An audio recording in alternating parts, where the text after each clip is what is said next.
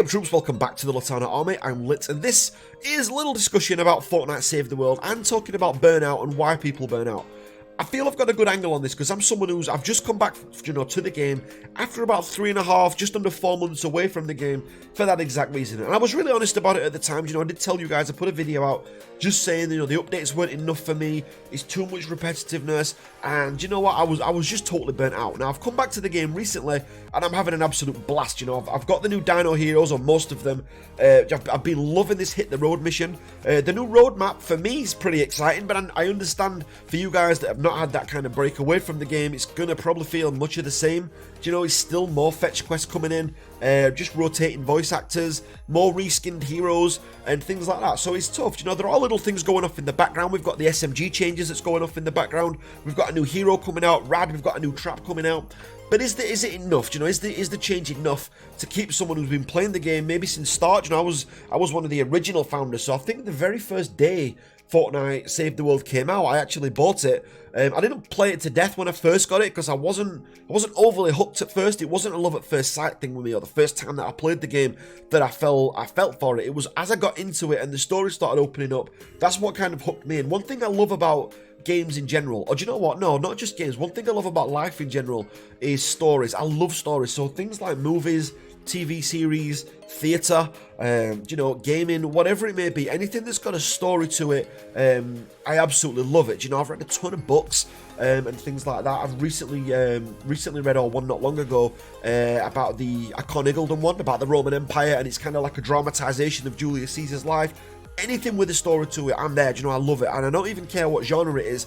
I want to be a part of it, and that's one thing that I think stood out for Save the World, is that the story arc of it to me looked great. Alien invasion, the graphics were good, as you can see from my background that I've got here. Graphically it looked great. The scenarios, the areas looked great. And I wanted to be a part of that, and that's what got me into Fortnite Save the World. And I think partly we're losing a bit of that essence. There's no cinematics, there's no cutscene, the story doesn't feel gelled together at all. I understand that the heroes are hitting the road this week, but then Dino Heroes are coming. It just doesn't all make sense. It doesn't all gel together.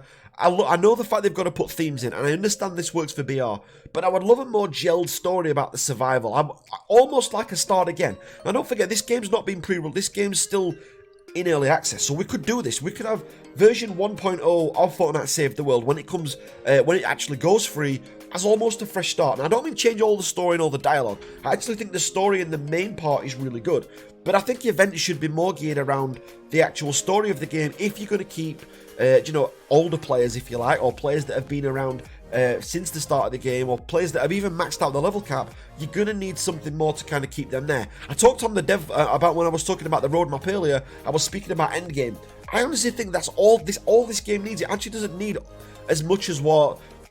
If you listen to every single complaint as a developer, you're going to take forever to actually get things sorted out. You're going to be firefighting all the time, like we talked about, and you're never going to get your game where you want it to be. I think all this game needs to do is get a fluid story to it, so make the events link in a little bit more with the story than what they actually do. Give us some cinematics so we can actually see what's going off. I would love to see the story of like Penny and Ramirez, and Ken and who was the other one, AC, and actually see how they actually go through. Show me some cinematics, even if it's about them four and they're the main story. They're the main guys in the story. Show me more from that first cinematic that looked absolutely epic. Show me more of that. But burnout in this game is real, and I speak to a lot. I'm lucky enough, I speak to a lot of you guys in Discord, a lot of you guys on Reddit. Be that in DMs or in the actual main posts. Try not to post all that much because as a creator you get so many trolls trying to just destroy you. But what you'll actually find is that a lot of people are moving away from the game just because they've gotten bored. It's more fetch quests, more of the same type of quest, and I understand that people are trying to do more. We've got new mission types. We have got those. AFKing's a bit of an issue at the moment. The AFK war games, obviously that riled people. I think they were moving in the right direction, and I don't think they're done with that. I actually think that's something that's going to come back in another form maybe later on, and that's not inside information. I'm just saying I think that's something that's going to come back in another form later on. Be that as endgame content, or be that as a reward, or just a short event, something like that. I don't know yet. But there's a lot of things that I think Epic could do to actually stop the burnout, and just make it more rewarding for those endgame players, so they do want to stay in the game, so they do want to keep building up the character, the home base, or whatever it may be, and do it from there. Do you know there was a game called Wildstar, which was a huge MMO that came out, and it was actually really good. It was like a space cowboy theme, think like almost like a Fortnite graphic style, but then a Firefly kind of theme to it. Oh yeah, and the idea was great. I was so hyped when that came out. And one of the things that they had in there, you had like a base what you could do up with cosmetics yourself. Other people could come to it and you could leave there and you could go to, to see other people's bases and stuff like that. But it was just full of cosmetics, stuff you collected in game. You got rewards and it's nuts. You might have got like a bed, as part of it. And then you put that into your base, and it was just your base. It was like your little bit you could go to. There's something like that, just some sort of cosmetics, some sort of flex that you can get to show that you're one of these OG players. At the moment, someone could buy this game, play the game for, I don't know, 3-6 months, whatever, hammer the game and get to max level, right?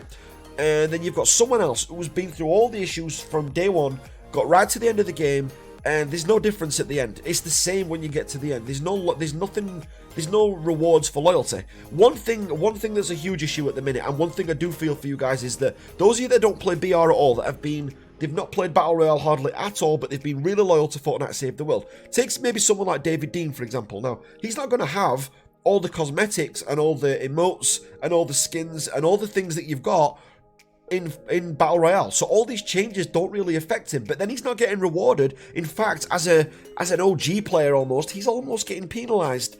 I've played, I've done like Sea of Thieves, what I've been playing with the kids. I've absolutely loved that.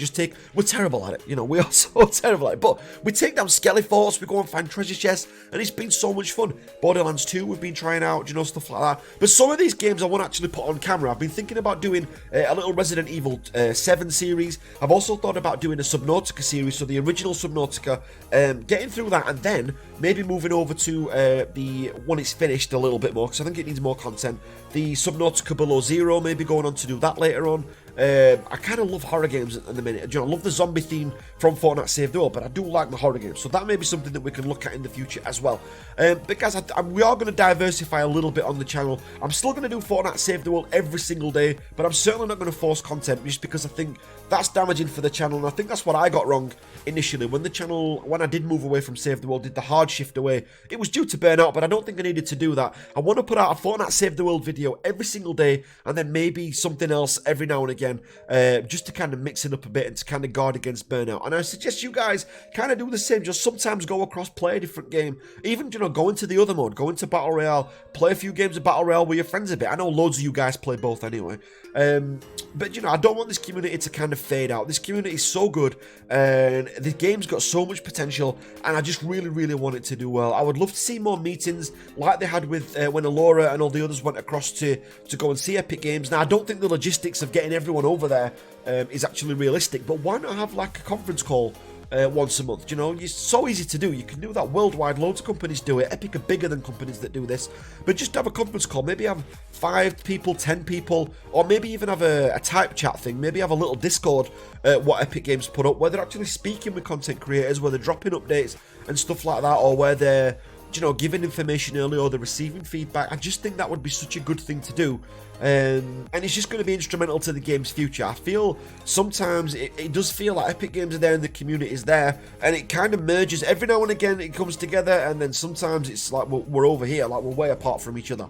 And that's just something that I think's got to change. But guys, massive thanks for listening to me ramble on. I hope that any of that made sense. If you're not part of the Litanah Army already, make sure you hit that subscribe button.